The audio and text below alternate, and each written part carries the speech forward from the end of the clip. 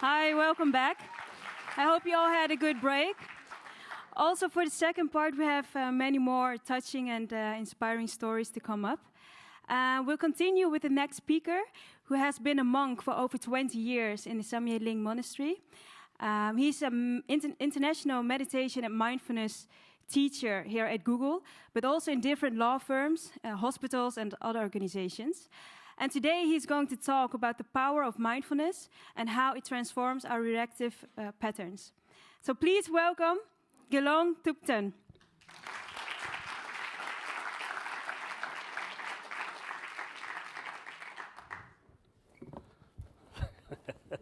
Thank you.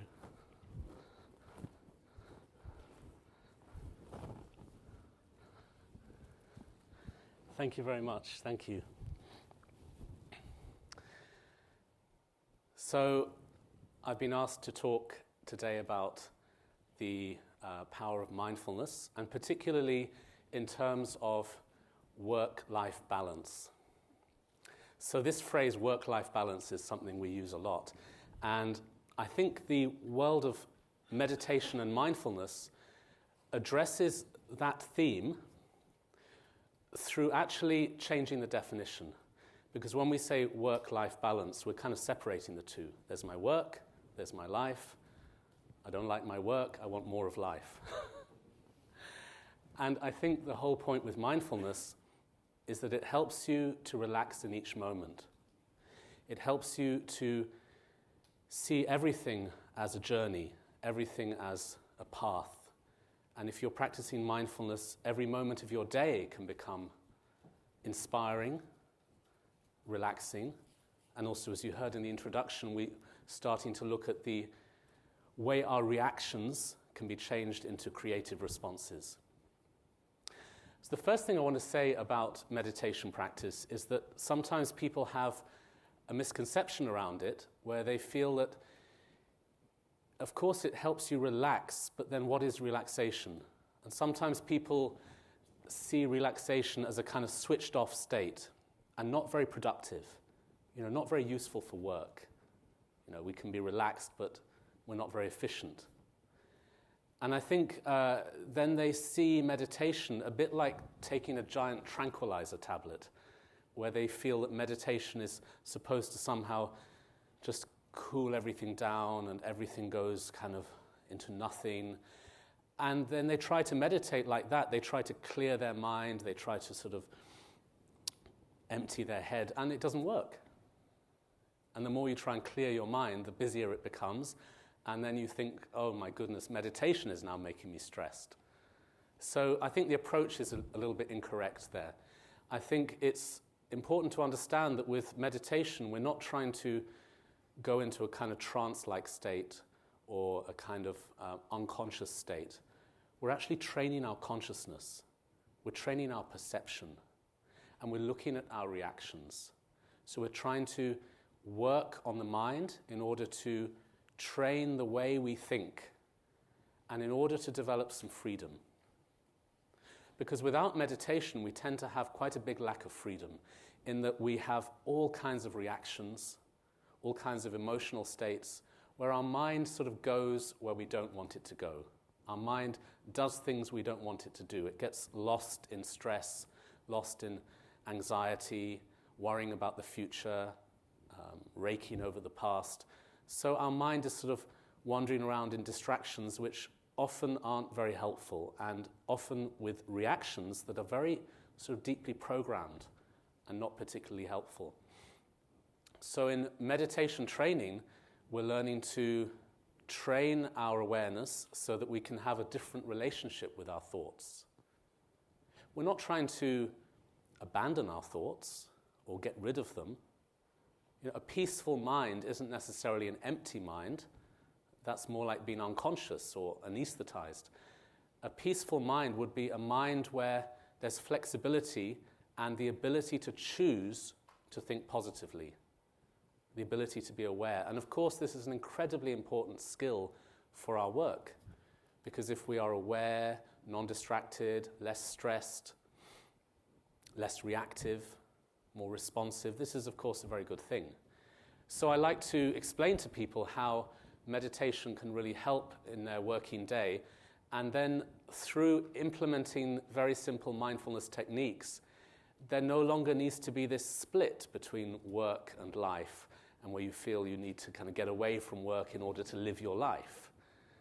The whole thing should be one journey, and I think meditation helps us to develop that. So then we have meditation training, we have methods where we sit, and not necessarily for many, many hours, just moments throughout the day where we can sit and connect to the present moment. But what's even also very inspiring is to learn how to be mindful throughout the day in sort of moments of awareness, training in these moments of awareness. And you start with simple things. You start by just letting your mind focus on the present moment several times a day, maybe with physical actions such as washing your hands, cleaning your teeth, washing the dishes, walking, eating.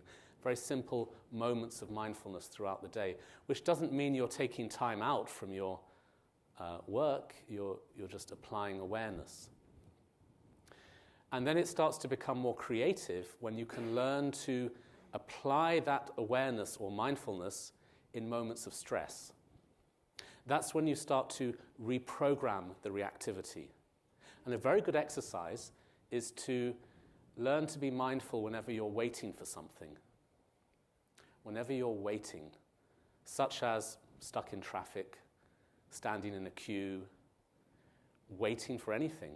There are these moments every day when we're kind of stuck somewhere waiting, and actually it's a very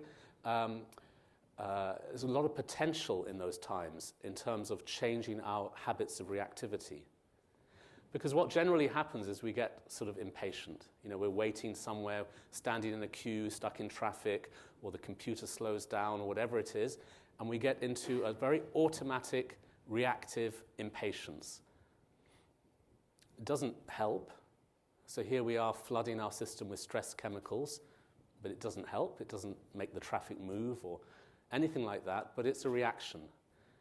Now, if you can learn to take those moments as mindfulness training, you're completely transforming your relationship with situations. So you're standing in the queue or you're stuck in traffic and you just relax by feeling the ground under your feet or being aware of your breathing or being aware of a visual object, just to bring your mind into the present moment. So you're kind of detaching from the stressful thinking, you're leaving alone that impatient energy and just being present. So what you're doing is you're sort of relaxing against the current. The current is moving in that direction of stress, reactivity, impatience, and you're relaxing into that. And then this becomes a new pathway in your character.